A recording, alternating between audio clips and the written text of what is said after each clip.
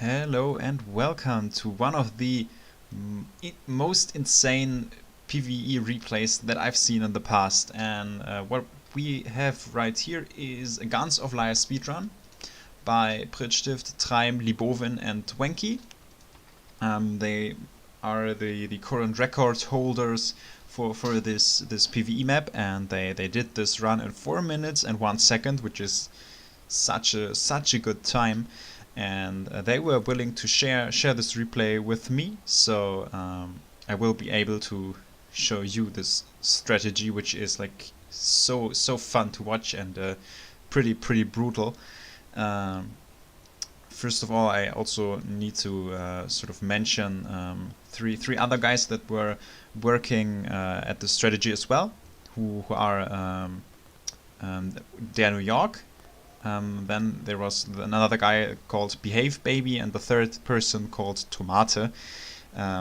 These three guys were also working together with these 4 players here, developing the strategy here in order to do this incredible speedrun. So let's go into the replay. So we have Pritstift starting with the Dread Charger, Treim on the other side with Fire and Thugs, Frost by wanky with the Light Blade, and Nature by LEBOVIN. So all colors are pretty much given first of all. So we have 2 Dread Chargers splitting up here, one heading to the northwest and the other one here going to this tier 2 orb. As you can see, a mine is already placed by Treim in order to support.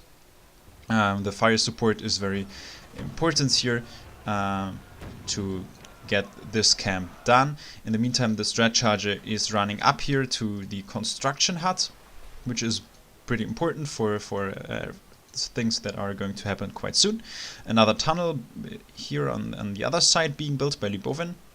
He's preparing the Amazon at this position while moving with another one. I'm trying to pause between some of these sequences because it's impossible to catch up everything here that's happening on the map, so we can see at least a little bit more of this strategy over here. So you can see double mine pretty effective. Tier 2 is being built up. As you see, no power wells are needed because the replay is super short, so the power well needs 3 minutes and 20 seconds to pay off, and we have a 4-minute replay, so there's no way you can make any use of power wells over here. So same strategy over here, Treim placing 2 mines. This time the Amazon is granting the spell presence over here. In the meantime, the second Amazon is walking up, and we see a Decomposer. The Frost player here is pretty much keeping this wall here to keep the enemies away. And as you can see, we see a Furnace of Flesh in order to get some Void back, and the Decomposer to pretty much share the energy with Pritstift over here. So the power gets funneled into him.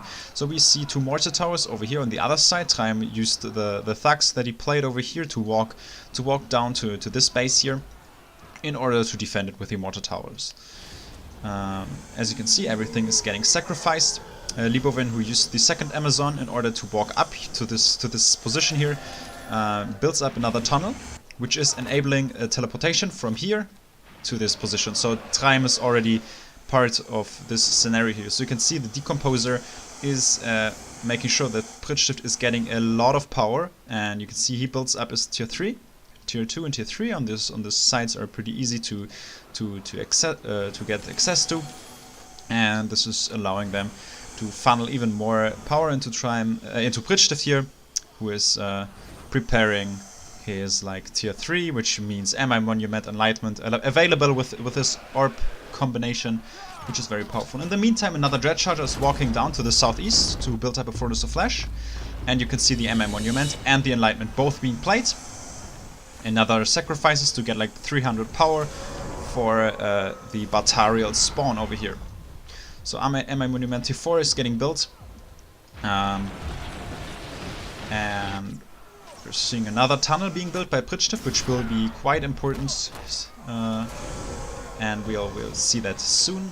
More sacrifices coming in, getting more and more power into this player, and yeah, the Monument is getting built up.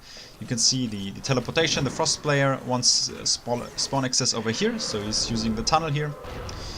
And the Breeding Grounds is getting destroyed because it's not having any purpose anymore. So these guys are getting oinked so they don't interfere with anything for now.